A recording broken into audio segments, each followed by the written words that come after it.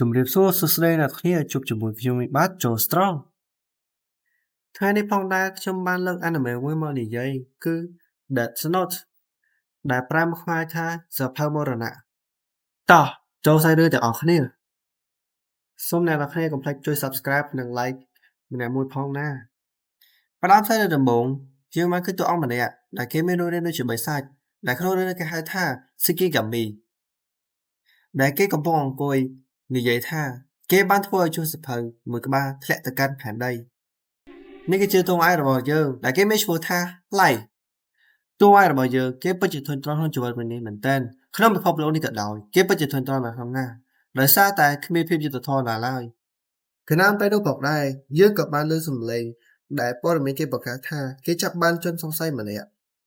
តួអង្គប្រែរបស់យើងក៏បាននិយាយថារឿងវាពិតជាដដែលមែនតើខ្ញុំពិតជាធុញរឿងនេះណាស់Light ជាមួយនឹង Shikigami ក៏បាននិយាយថាពិភពលោកនេះពិតជារលួយហើយកាន់មកដល់សាច់រឿងបន្ទាប់យើងក៏បានឃើញតួអង្គប្រុសរបស់យើងគេកំពុងតែអង្គុយរៀនគេក៏បានងាកមើលបង្រួចរួចគេក៏បានឃើញថាមានសៀវភៅមួយក្បាលធ្លាក់ចុះមកពីលើមេឃនៅក្បែររបស់សាលារៀនរបស់គេពេលដល់មកជាផ្ទះគេបានដើរកាត់កន្លែងនោះបន្ទាប់មកគេងាកមើលទៅកន្លែងដែលសៀវភៅនោះជ្រុះបន្ទាប់មកគេដើរទៅរកសៀវភៅនោះតែគេចង់ដឹងថាសៀវភៅនោះគឺជាសៀវភៅអ្វី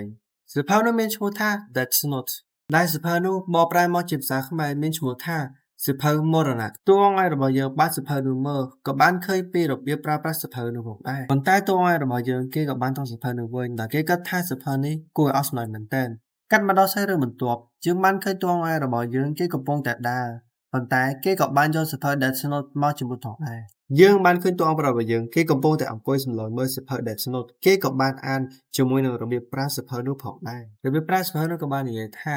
សរសេរឈ្មោះដែលអ្នកចង់ឲ្យស្លាប់បន្ទាប់មកប្រាប់ពីមូលហេតុដែលស្លាប់បើអ្នកមិនសរសេរមូលហេតុស្លាប់ទេអ្នកទាំងនោះគឺស្លាប់ដោយសារការបេះដូងតួអង្គរបស់យើងអានហើយគេពិតជាខកចិត្តយ៉ាងខ្លាំងសរសេរឈ្មោះឲ្យស្លាប់គេក៏បានគេងនៅលើពូបន្ទាប់មកគេគិតថាសរសេរឈ្មោះស្លាប់វាពិតមែនឬតួអង្គរបស់យើងគេមិនប្រមកចិត្តគេក៏បានទាញសៀវភៅនោះមកគេនឹងសរសេរឈ្មោះដែលគេចង់ដឹងថាតើសៀវភៅនោះវាពិតជាដំណើរការមែនឬទេគេអង្គុយគិតមួយសន្ទុះគេមិនដឹងសរសេរឈ្មោះអ្នកណាចូលទេខណៈពេលនោះផងដែរក៏ស្រាប់តែព័ត៌មានគេបានផ្សាយពីបរិមម្នាក់ដែលគេកំពុងតែចាត់ចម្រិតនៅកូនក្មេងប៉ូលីសគេក៏បានចាប់បានបន្ទាប់មកអ្នកសារព័ត៌មានក៏បានបង្ហាញឈ្មោះជនសង្ស័យនោះឡៃគេមិនបានក៏ច្រើនគេសម្រេចចិត្តសរសេរឈ្មោះជនសង្ស័យនោះចូលគេចង់ដឹងថាសៀវភៅនោះដំណើរការយ៉ាងម៉េចបន្ទាប់ពីគេសរសេរឈ្មោះរួច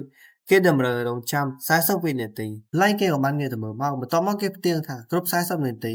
តើមានអ្វីកើតឡើងទៅលើជនល្មើសម្នាក់នោះតួអង្គរបស់យើងគេក៏បានអង្គុយផ្ទៀងមកគ្រប់40វិនាទីទៅហើយមានអ្វីកើតឡើងទេគេក៏សម្រេចចិត្តថាបិទទូរទស្សន៍ទៅហើយក៏ស្រាប់តែអ្នកសារព័ត៌មានបាននិយាយថាជនល្មើសម្នាក់នោះបានស្លាប់ទៅហើយឡៃគេពិតជាភ្ញាក់ផ្អើលយ៉ាងខ្លាំងដែលគ្រាន់តែសរសេរឈ្មោះជនល្មើម្នាក់នោះធ្វើឲ្យគេស្លាប់មែនទែនគេមិនគួរឲ្យជឿសោះថាសភៅនេះអាចដំណើរការការមកដល់សារបន្ទាប់តួរបស់យើងគេកំពុងតែដើរគេក៏បាននិយាយក្នុងចិត្តថាពិភពលោកនេះពិតជា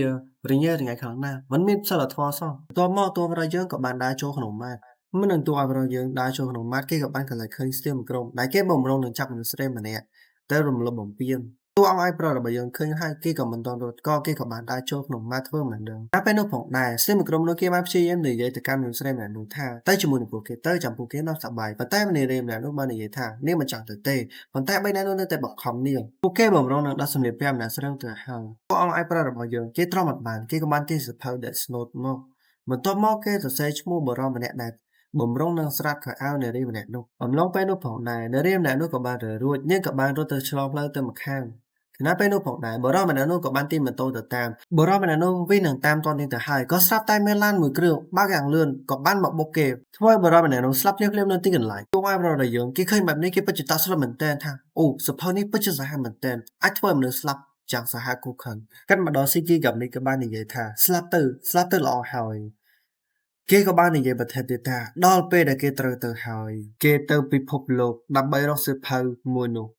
កាលមកដល់សារបន្ទាប់យើងបានឃើញម៉ាក់ទូប្រុសរបស់យើងនាងកំពុងតែចាំទូប្រុសរបស់យើងមកពីសាលារៀនវិញបន្ទាប់ពីម៉ាក់របស់គេបានឃើញគេមកនាងក៏បានសុំថាតើឯណាទៅលទ្ធផលប្រឡងរបស់កូនម៉ាក់គេក៏បាននិយាយថាកូនពិតជាធ្វើបានល្អណាស់ប្រឡងលើកនេះកូនបានលេខ1ទៀតហើយ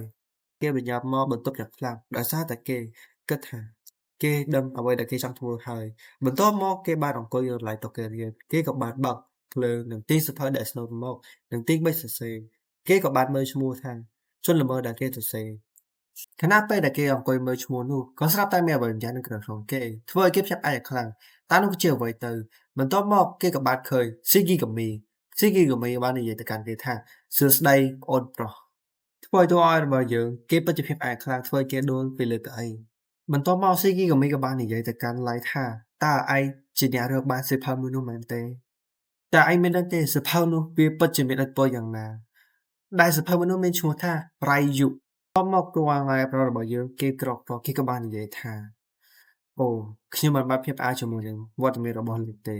ប៉ុន្តែខ្ញុំកំពុងតែរង់ចាំវត្តមានរបស់លោកមកវិញទេធ្វើឲ្យរាយុគេពិតជាភ្ញាក់ផ្អើលយ៉ាងខ្លាំងថាម៉េចចាំវត្តមានរបស់គេឡៃគេក៏បាននិយាយថាគេមិនបានសរសៃទៅលើសៀវភៅនោះទេគេបានឃើញមនុស្សស្លាប់ដោយតបភ្នែកដែលគេបានសរសេរឈ្មោះក្នុងសៀវភៅនោះបន្ទាប់មកជនល្មើសម្នាក់នោះក៏បានស្លាប់រាយុគេពិតជាភ្ញាក់ផ្អើលយ៉ាងខ្លាំងគេក៏បាននិយាយថា Death Note បានធ្លាក់មកលើពិភពលោកយើងពិតម្ដងហើយប៉ុន្តែគេមិនបានលើរឿងអ្វីទាំងអសងលើកទី1ហើយចំពោះគេដែលគេបានលើឡៃគេនិយាយអញ្ចឹងត្រឹមតែរយៈពេល5ថ្ងៃឡៃគេធ្វើបានដល់ថ្នាក់ហ្នឹងគេបានសរសេរឈ្មោះមនុស្សជាច្រើនដាក់ចូលក្នុងសៀវភៅនោះធ្វើឲ្យគេភ្ញាក់ផ្អើលយ៉ាងខ្លាំងឡៃគេបាននិយាយថាលោករ៉ៃយុគេបានជ្រើសរើសសៀវភៅនេះរួចមកហើយគេក៏បានសម្រេចចិត្តថាគេនឹងជ្រើសយកសៀវភៅនេះដើម្បីសម្លាប់មនុស្សគេក៏បាននិយាយថាតើគេសម្លាប់មនុស្សអស់ច្រើនប៉ុន្មាន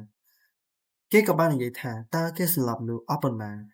តើនឹងមានអ្វីកើតឡើងចំពោះគេដកព្រលឹងគេទៅឬយ៉ាងណារ៉េជូគេក៏បាននិយាយថាខ្ញុំនឹងមិនធ្វើអ្វីចំពោះឯងទេដរាបណាដែលសភៅនេះមានប្រឡាក់ដោយជាមនុស្សនៅក្នុងពិភពលោកនេះគេក៏បាននិយាយបន្តទៀតថាសភៅនោះគឺជារបស់ឯងហើយបន្ទាប់មកគេក៏បាននិយាយថាបើឯងមិនចង់បានសភៅនេះទៀតទេចូលឯងឲ្យសភៅនេះទៅអ្នកផ្សេងទៅចោះបន្ទាប់មកខ្ញុំនឹងលុបការចងចាំរបស់ឯងទាំងអស់ដែលតាក់ទងជាមួយសភៅមួយនេះគេក៏បាននិយាយទៀតថាបើឯងប្រើមានភាពខ្លាចនឹង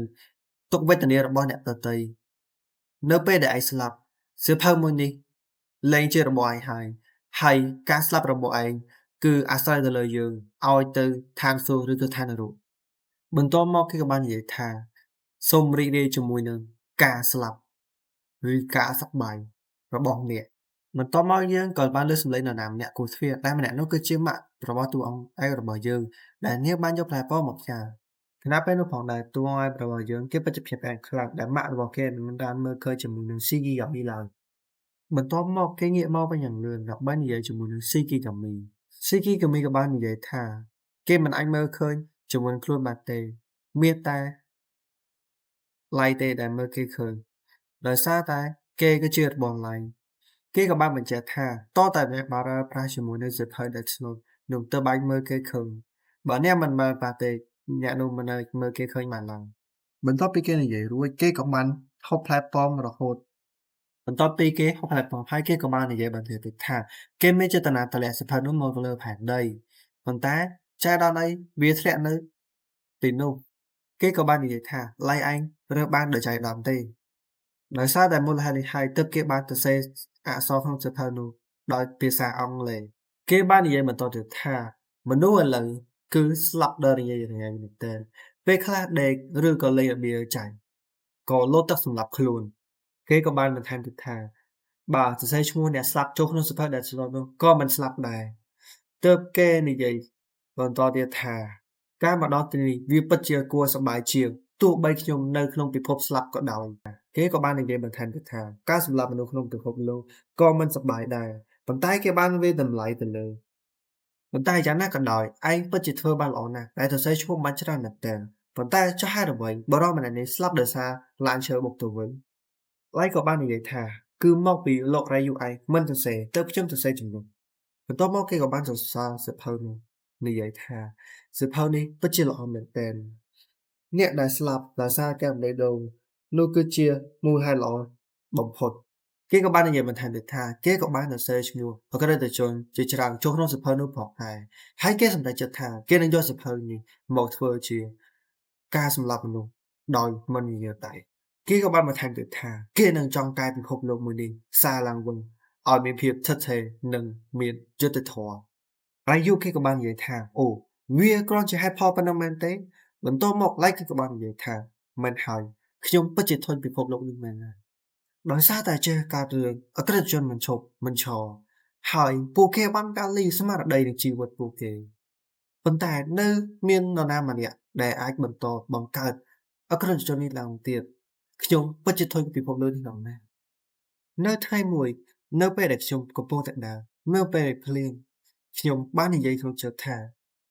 ក្រោយពីពេលខ្ញុំបានសម្លាប់បុរសម្នាក់ដែលត្រូវបានបោកមកខ្ញុំបាននិយាយក្នុងចិត្តថាតើខ្ញុំអាចកាត់សម្លាប់ឬកាត់វាសនារបស់អ្នកដទៃដោយតាមចិត្តមែនទេខ្ញុំក៏បាននិយាយបន្តទៀតថាទេតើនេះគឺជាអ្វីដែលខ្ញុំចង់បានមែនទេ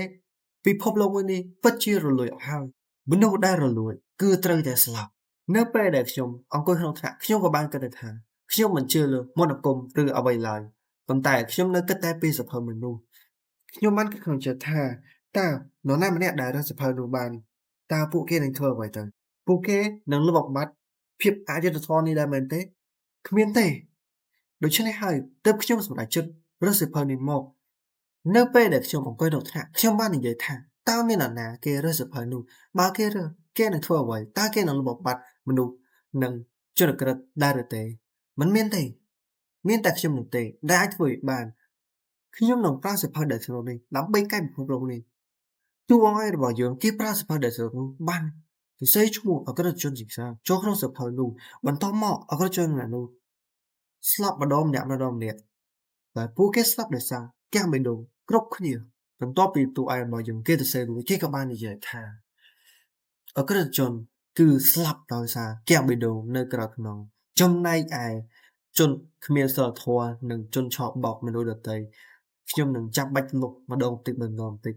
ដោយសារជំងឺនិងគ្រោះថ្នាក់ឬអត្តឃាតផ្សេងពួកបែបនេះហើយទើបពិភពលោកនឹងមានគោលដៅល្អគេក៏បាននិយាយថាខ្ញុំនឹងបង្កើតពិភពលោកថ្មីដែលជាមនុស្សដែលខ្ញុំចង់បាននិងទទួលស្គាល់មានភាពឧស្សាហ៍និងសម្បូរបន្ទាប់មករាយុគេក៏បាននិយាយថាធ្វើបែបនេះឯងគឺជាមនុស្សអាក្រក់លើគេទៀតផងឡៃគេក៏បាននិយាយថាគេគឺជាមនុស្សឧស្សាហ៍និងព្យាយាមដែលនៅក្នុងប្រទេសជប៉ុនមានតែគេម្នាក់ទេខ្ញុំនេះហើយគឺជាព្រះនៃពិភពថ្មីរាយុគេក៏បាននិយាយថាហឺមនុស្សនេះពិតជាគួរឲ្យចាប់អារម្មណ៍ណាស់